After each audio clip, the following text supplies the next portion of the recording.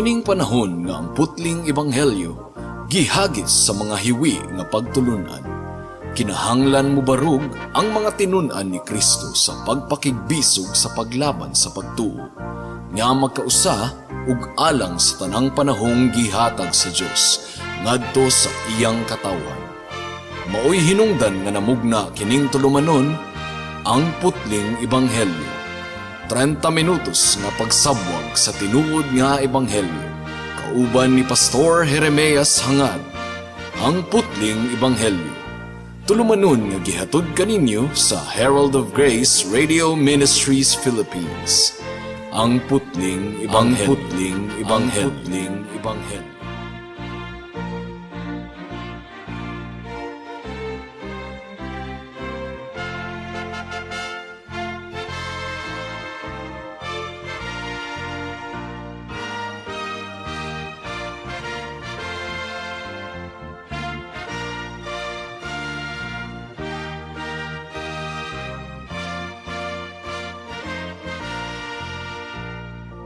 Alang sa pagpamalandong sa pulong sa Dios ni ining taknaa atong pag-aablihon ang Matthew chapter 24 verses 36 hangtod sa 44. Apan sa dili pa atong gipaabot ang atong pagpanimbaya once again sa akong 93 years old nga lolo nga si Lolo Isabelo Laure Sr. nga naminaw karon. Matthew chapter 24 verses 36 hangtod sa 44. Ang giingon dinhi mga kaigsuonan. Apan walay tawo nga nasayod kanus amo abot kadtong adlawa ug taknaa. Bisan ang mga anghel sa langit ug bisan gani ang anak, kundili ang amahan lamang. Sa pag-abot sa anak sa tawo mahisama sa nahitabo sa panahon ni Noe. Sama sa mga adlaw sa wala pa ang lunop. Ang mga tawo nagpadayon sa naanda nilang buluhaton sama sa pagkaon ug pag-inom ug pagminyuanay. Hangtod gayod sa adlaw nga misulod si Noe sa arka. Apan wala sila masayod sa nahitabo hangtod nga ang lunop miabot ug mibanlas kanilang tanan. Sama unya niini ang mahitabo inig abot sa anak sa tawo. Niadtong panahona duha ka tawo ang magtrabaho sa uma. Ang usa kuhaon ug ang usa ibilin. Duha ka babayi magaling og pagkaon, ang usa kuhaon ug ang usa ibilin. Busa pagbantay kamo kay wala kamo masayod kun unsang adlawa muanhi ang inyong Ginoo. Hinumdumi kini. Kun ang agalon sa panimalay nasayod paunta unsang taknaa sa gabii mo abot ang kawatan. Magtukaw gayod siya ug dili motugot nga ang kawatan mulungkab sa balay. Busa kamo usab kinahanglan mag-andam kanunay kay moabot ang anak sa tawo sa takna nga kamo wala magpaabot kaniya. May the Lord bless the proclamation of His word today. Ang tinuod nga Kristohanon, mga kaigsuunan, mga kahigalaan, kinahanglan nga andam sa tanang mga butang, sa tanang panghitabo niining kalibutana. Ang tinuod nga Kristohanon, uban sa pagmando sa pulong sa Dios, nahimo siyang forewarned, napasidan-an na siya, aron siya mahimong forearmed. But pasabot, andam nagyud siya sa tanang hinagiban, bisag unsa ang mahitabo sa iyang kinabuhi. Tungod kay siya nahalambigit naman ug nahiusa na kang Kristo. Naglakaw siya uban sa atong Ginoong Hesukristo. Nagsalig lamang siya sa mga bililhon nga mga saad sa atong Ginoo ug nagpaabot siya sa kahimayaan nga iyang atubangon sa pagbalik sa atong buhi nga Dios. Kinahanglan nga siya malaumon kanunay. Gumikan kay ang Dios mutuman gayod sa iyang mga saad. Ang pulong sa atong Ginoong Hesukristo ngadto sa iyang mga disciples sa atong teksto nga gibasa karon. Iyang gitagna ang destruction sa Jerusalem, ang pagkagunob sa Jerusalem. Iya usab nga gihatag ang mga sinyales, mga timailhan sa iyang pagbalik pag-usab sa katapusang adlaw. Applicable kini sa tanang mga Kristohanon nga tinuod. Ang giingon ni Kristo sa bersikulo 44, busa kamo usab kinahanglan mag-andam kanunay kay moabot ang anak sa tawo sa takna nga kamo wala magpaabot kaniya. Moabot kuno si Jesus sa takna nga wala nato gi-expect mga kaigsuunan, nga wala nato gilauman busa kinahanglan nga mag-andam kita kanunay. Mao kini ang pahimangno ug pasidaan sa pulong sa Dios ug dinhi nakasentro ang atong pagpamalandong niining taknaa. Dunay duha ka bahin ang atong pagpamalandong. Una, the important event. Ang importanteng panghitabo nga gipasidaan ni Kristo sa matag usa kanato. Ikaduha, the solemn admonition. Ang seryoso kaayo nga tambag o pahimangno sa Ginoo sa matag usa kanato. Hinaot nga giyahan kita sa Ginoo sa pagpamalandong sa iyang pulong niining taknaa. Mudangat na kita sa unang punto. The important event. Ang importante kaayo nga panghitabo nga atong gipaabot or panghitabo sa umaabot. Mao kining pagbalik sa anak sa tawo. Mao kining pagbalik pag-usab sa atong Ginoong Hesukristo. This is the great prospective event of the world. Mao kini ang pinakadakong panghitabo nga atong malauman mga kahigalaan, mga kaigsuunan. Mianhi si Kristo sa una niyang pag-anhi, mianhi siya aron luwason kita gikan sa atong mga kasalanan. Aron pagabayra niyang silot sa sala, nga angayan lamang unta nga madawat sa mga makasasala nga susama kanato, pero gisalo ni Kristo ang tanang tunglo sa Dios ug tanang kapungot sa Dios didto sa cross sa Kalbaryo. So he came to put away our sins. And I am talking to true believers in the Lord Jesus Christ. Pero sa iyang pag-anhi, pag-usab, sa iyang pagbalik, mga kaigsuunan, muanhi si Kristo, aron iyang tigumon ang tanan niyang mga katawhan, ug aron kumpletuhon ang ilang kaluwasan. Muanhi si Kristo personally, mo ginigiingon sa Buhat Kapitulo 1, nga kung unsa ang pamaagi sa pagkayab niya sa langit, mausab ang pamaagi sa iyang pagkanaog, sa iyang pagkunsad. Jesus Christ will come personally, ug si Kristo mobalik gayod sa dakong himaya. Mahimayaon gayod kayo ang iyang pagbalik. Dili kini hitupngan sa himaya, mga kaigsuunan, mga kahigalaan. And then, ang giingon usab ni Kristo, kalit lamang ang iyang pagbalik. Sama kuno sa kawatan, sa kagabhion, nga wala nato gi-expect. Ingon usab niini ang pagbalik sa atong Ginoong Hesukristo. Ang kalibutan kuno, sama sa panahon ni Noe, nagpadayon sa naanda niini nga buluhaton, kaon, inom, enjoyment, mga kahilayan, magminyo ang mga dalaga ug ulitawo. Walay warning ang baha sa kapanahunan ni Noe. Ang mga tao mibuhat sa naanda nila nga gibuhat, and then all of the sudden miabot ang baha, isip paghukom sa Ginoo sa nagkadautan or sa dautan kaayo nga kalibutan sa panahon ni Noe. Mao kini ang panag-ingnan ni Kristo sa iyang pagbalik, mga kaigsuunan. Ang mga tao, ga Facebook siguro, ga YouTube, ga internet, naminaw, mitanaw og sine, tanan nga mga naandan nga buluhaton, and then all of the sudden, mubudyong ang trumpeta sa atong buhi nga Dios. And Jesus Christ will come with His holy angels, kauban niya og makita nato siya sa kawanangan. Now, adunay duha ka posible nga pamaagi nga kita moatubang sa trono sa atong Ginoo sa atong kapanahunan. Either maabtan nato ang pagbalik sa atong buhi nga Dios, usa kini ka option, mga kaigsuunan, or kung dili nato maabtan ang pagbalik ni Kristo, iya kitang pagatawgon pinaagi sa kamatayon. He will call us personally nga moatubang kita sa iyang trono alang sa paghukom pinaagi sa kamatayon. Moatubang kita sa iyang kahimayaan, o mausahay ang kamatayon, mga kaigsuunan, kalit lamang gayod. Nga wala nato gilauman, wala nato damha, wala nato gidahom. Ang kamatayon, dili kini mag-warning mausahay. Ang kamatayon, mausahay, kalit kaayo kini nga moabot sa atong kinabuhi. Ang giingon sa Hebrewhanon Kapitulo 9, versikulo 27, kay gitakda naman alang sa matag usa ang mamatay, kausa lang, ug pagkahuman niini moatubang siya sa paghukom. Therefore, whether maabtan kita sa pagbalik sa atong Ginoo, second coming mga kaigsunan, or pagatawgon kita sa Ginoo pinaagi sa kamatayon, either of the two, kinahanglan gayod nga mahimo kitang andam sa tanang higayon.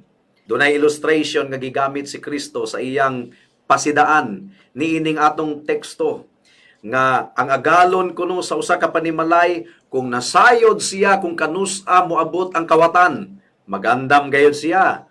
Magandam siguro siya pusil or sundang or litag mga kaigsuunan ug dili siya mutugot nga ang kawatan magmalampuson sa pagkawat sa iyang mga kabtangan ug kwarta. Now, kita usab, nasayod kita nga mubalik ang atong Ginoong Hesukristo. Ug nasayod kita nga posibleng muabot kanato ang kamatayon. Sa wala lang nato damha.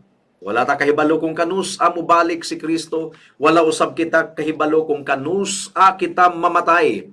Mao nga kinahanglang mag-andam kita kanunay ug magpaabot kita o kinahanglan nga atong tinguhaon nga dili kita makuratan, andam kita kung muabot kana nga panghitabo. Matthew chapter 24 verse 43 to 44 ang giingon dinhi, hinumdumi kini kun nangagalon sa panimalay na sayod paunta-unsang taknaa sa gabii moabot ang kawatan, magtukaw gayud siya og dili motugot nga ang kawatan mulungkab sa balay. Busa kamo usab kinahanglan mag-andam kanunay kay moabot ang anak sa tawo sa takna nga kamo wala magpaabot kaniya. Seryoso kini nga pasidaan mga kaigsuunan. Ang kamatayon mao kana ang katapusan sa tanang oportunidad. Mao kana ang katapusan sa tanang paglaom alang sa kaluwasan kung maabdan sa kamatayon ang tawong dautan. Wala na siya'y kahigayunan pa nga manglimpyo sa iyang kaugalingon pinaagi sa dugo sa atong Ginoong Hesukristo. Ulahin na ang tanan. Kinahanglan nga mahimo kitang andam. Seryoso kini mga kaigsuunan. Seryoso usab ang pagbalik sa atong Ginoong Hesukristo. Ikaw kung dili ka andam sa pagbalik sa atong Ginoo, and then all of the sudden makita nato si Kristo nga mukunsad gikan sa kalangitan kauban sa mga anghel sa dakong kahimayaan. Dili ba ka malisang higala? Dili ka ba mahadlok gumikan kay dili ka andam ug ang pagbalik sa Ginoo mao kana ang iyang paghukom, mulingkod siya sa iyang trono ug iyang lainon ang mga karnero gikan sa mga kanding. When the Lord Jesus Christ comes, there will be no more chance nga maghinulsol pa kita ug musalig sa atong Ginoong Hesukristo. That's it. Muhukom na si Kristo. Busa kinahanglan nga mag-andam kita. That is the first point. Ang event or ang panghitabo nga atong malauman nga sigurado gayud nga mahitabo sa katapusang adlaw. Ikaduhang punto, the solemn admonition, ang seryoso nga panghimangno, ang seryoso nga sugo mga kaigsuunan. Unsa man ang serious admonition nga gihatag ni Kristo, nga kita mag-andam kuno, nga mahimo kitang andam. Andam sa unsa?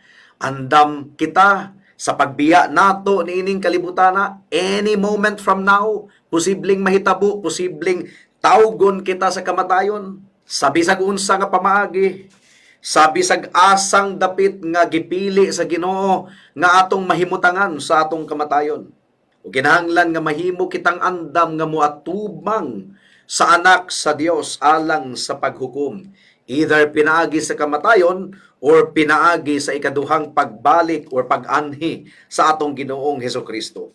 Kinahanglan nga mahimo kitang andam. Kinahanglan nga maksabda nato kung unsaon nga atong mga kasalanan mapasaylo sa atong buhi nga Dios. Kung unsaon nga ang ebidensya sa kaluwasan mahimong dayag sa atong kinabuhi. Unsaon man nga mapasaylo ang atong mga sala. Unsaon man nga kita mahimong kahimutan sa Ginoo ug ang tunglo sa Dios matangtang ngari kanato. Dili kini mahitabo pinaagi sa atong maayong binuhatan, gumikan kay walay matarong, wala bisag usa. Ang atong pagkamatarong hugawng panaptong dinugan lamang atubangan sa Dios. Gikinahanglan nato ang pagkamatarong ni Kristo nga igasulob kanato Mahitabo kini kun maghinulsol kita sa atong sala ug mosalig lamang kang Kristo. Siya lamang ang matarong. Kinahanglan nga magsalig kita sa iyang dugo. Tungod kay ang giingon sa Biblia, kung walay pag-aga sa dugo, walay kapasayloan sa kasalanan, ug walay kaluwasan. Mao nga salig sa dugo ni Kristo higala, aron ikaw maluwas. Kinahanglan nga mag-andam kita, pinagi sa pagkinabuhi nato nga balaan at tubangan, isip ebidensya nga kita aduna nay bag-ong kasing-kasing ug giluwas na kita gikan sa pagkaulipon sa sala. Kinahanglan nga aduna gayoy pamatuod sa atong kinabuhi nga kita haom sa kahimayaan sa atong buhi nga Dios. Kinahanglan nga mahimo kitang andam sa tanang higayon. Anytime soon, mubalik ang atong Ginoo or tawagon kita niya pinaagi sa kamatayon. Sama ni Esteban nga andam gayod si Esteban. Sama ni Pablo mga kaigsuunan ug linibo ka mga sulugoon sa Ginoo nga nahimong andam sa pagtawag sa Ginoo kanila diha sa kamatayon. Mao nga siguraduha nga ikaw anaa kang Kristo. Siguraduha gayod nga kabahin ikaw sa lawas ni Kristo nga mao ang iglesia. Siguraduha gayod nga ikaw nahiusa kang Kristo personally.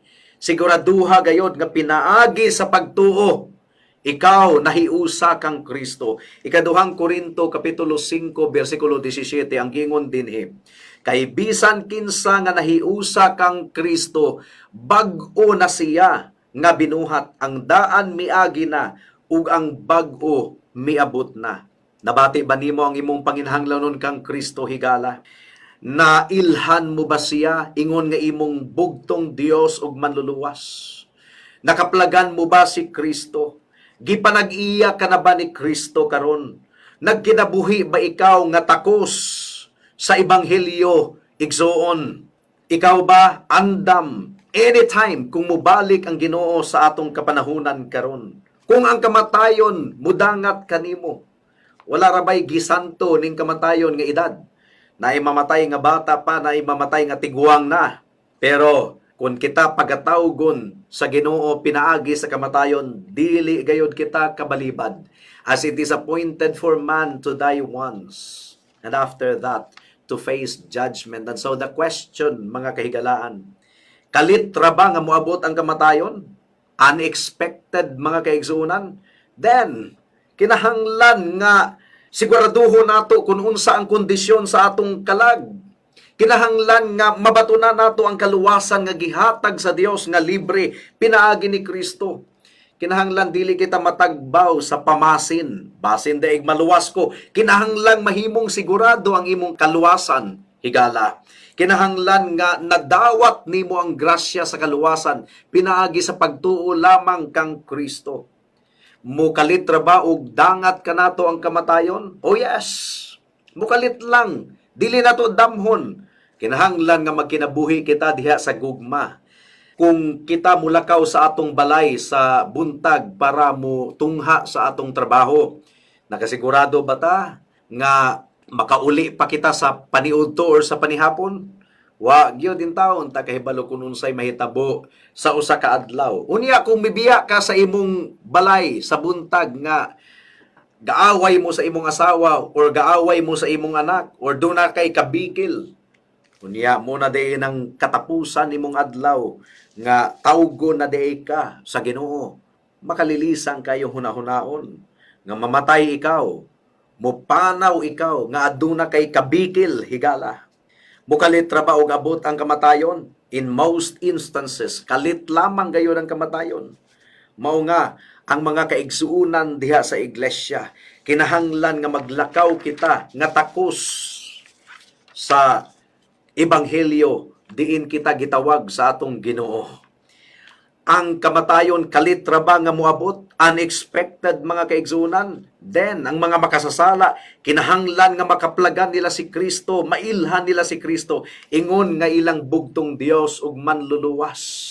O karon ang insaktong higayon nga atong mailhan si Kristo.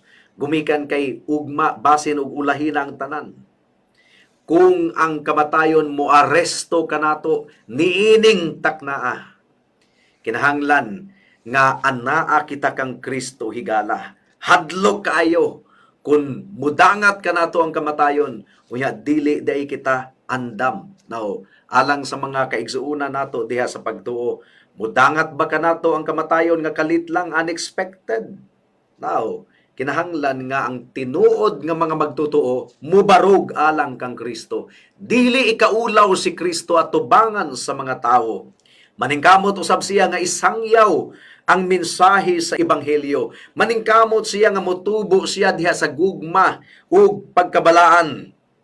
Ug ang ilhanan nga kita higala ni Kristo kung atong gibuhat o gituman ang iyang mga sugo. Ug mo kini ang ilhanan nga kita linuwas na gikan sa pagkaulipon sa sala kung kita nagasunod sa kabubuton sa atong buhi nga Dios. John chapter 14 verse 21 ang giingon dinhi, ang mudawat sa akong mga sugo ug magtuman niini mao ang nahigugma kanako, ang akong amahan mahigugma kaniya nga nahigugma kanako, ug ako usab mahigugma kaniya ug magpaila sa akong kaugalingon ngadto kaniya. Nakuha nato ang ebidensya di ay sa atong kaluwasan. Mao kining naglakaw kita sa gugma sa Dios o gugma alang sa mga katawhan, ilabi na sa mga kaigsuuna nato diha sa pagtuo. Higala, mao kini ang bugtong pamaagi nga mahimo ikaw andam sa pagatubang sa atong buhi nga Dios. Kinahanglan nga naghinulsol ka sa imong sala ug nagsalig lamang ikaw kang Kristo ingon nga imong bugtong Dios ug manluluwas. Dili ka makaluwas sa imong kaugalingon, mao nga mianhi si Kristo aron luwason ang mga makasasala nga sama nimo ug sama kanako. Pinaagi sa iyang pagsunod sa balaod sa Dios perfectly ug pinaagi sa iyang pag-ula sa iyang dugo didto sa cross sa Kalbaryo, higala ug igsuon. Dawata si Kristo karon ingon nga imong bugtong Dios ug manluluwas karon na kay basen ug ugma ulahin na ang tanan. Magampo kita. Salamat o Dios sa mensahe sa kaluwasan, sa hagit nga mahimo kaming andam. Salamat o Dios. Mao kini among giampo ug gipasalamatang daan sa ngalan ni Jesus. Amen.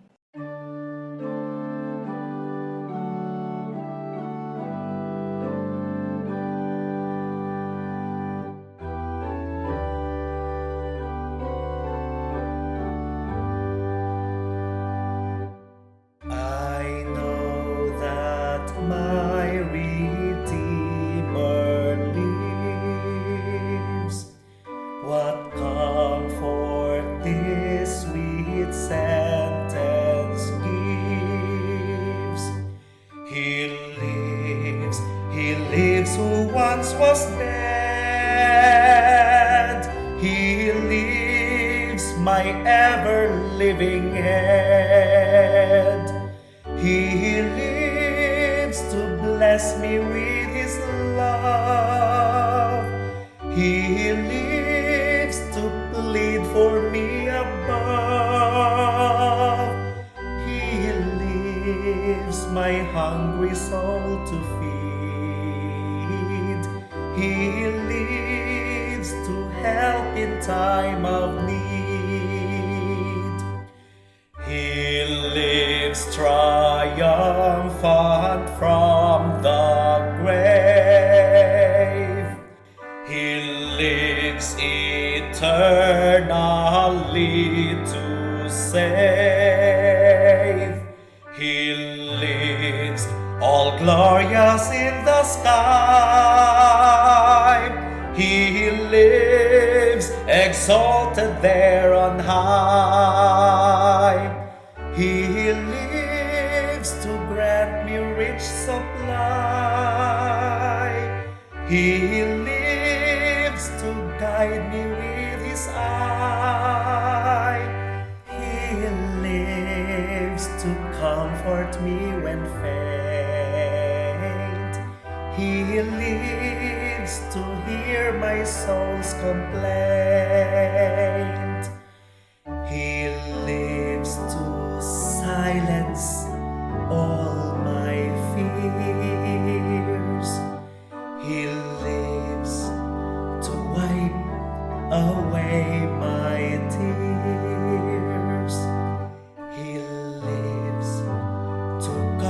my troubled heart. He lives all blessings to impart. He lives, my kind, wise, heavenly friend. He lives and loves me to the end. He lives, and while He lives, I'll sing. He lives, my prophet, priest, and king. He lives and grants me daily breath. He lives and I shall conquer death. He lives, my mansion to prepare. He lives to bring me safely there. He lives, all glory to His name. He lives, my Jesus, still the same. Oh, the sweet joy this sentence gives. I know that my Redeemer lives.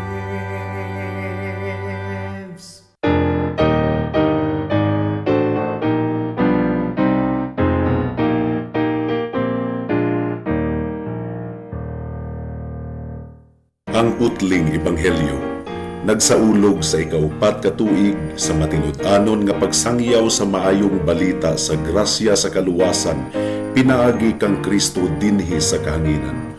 Uban sa tanang mga nagpaluyo sa Herald of Grace Radio Ministries Philippines, mainiton kaming nagpasalamat sa mga loyal nga tigpaminaw. Uban sa pangaliyang ang matag-usa, malig-on sa Kristohanong pagtuo, ug ang mga nagduha-duha makabaton og kasiguruhan sa kaluwasan diha kang Kristo ug kang Kristo lamang. Kaluwasan nga masayran sa tanan gikan sa Biblia lamang, tungod sa grasya lamang nga madawat pinaagi sa pagtuo lamang kang Hesukristo lamang ug alang lamang sa kahimayaan sa atong buhi nga Dios. Sumala sa kasulatan, ang tanan nga magsangpit sa ngalan sa Ginoo maluwas. Apan unsaon man nila pagsangpit kaniya kung wala sila mutuo, ug unsaon man nila pagtuo kung wala sila makadungog sa mensahe, ug unsaon man nila pagkadungog kung walay magwali niini, ug unsaon man pagwali sa mensahe kung walay gipadala nga magwawali. Sumala sa kasulatan, pagkatahom sa mga tiil ni adtong nagwali sa maayong balita, apan wala mo dawat ang tanan sa maayong balita. Si Isaias miingon, Ginoo, kinsay mituo sa among giwali? Busa ang pagtuo nagikan sa pagpamati sa mensahe ug ang nabati nagikan sa pulong ni Kristo. Ulit-ulit nating sinasabi dito na lahat po ng tao na ipinanganak dito sa mundo ay merong master's degree. PhD pa nga eh. PhD degree in self-righteousness. Pakinggan mo lahat ng tao. Itanong mo kung paano sila makakapasok sa kaharian ng Diyos. Ang sagot nila, gumawa ka ng mabuti. Sundin ang 10 utos. Huwag mang-apak ng kapwa. So it's all about me and what I can do. Now, kung iyon po ang daan tungo sa kaligtasan, hindi na kailangan ng mangangaral. Bakit mangaral pa? Mangangaral pa tayo na do good in order to be saved. Upang ikaw ay maligtas, gumawa ng mabuti. Iyon ang paniniwala ng mga tao eh. What need is there for preaching? But since salvation is not by good works, but salvation is solely by God's grace and by God's grace alone, at tayo ay ituturing na matuwid sa harapan ng Diyos, hindi sa ating katuwiran, kundi sa katuwiran ni Kristo, that's the reason why we proclaim the gospel.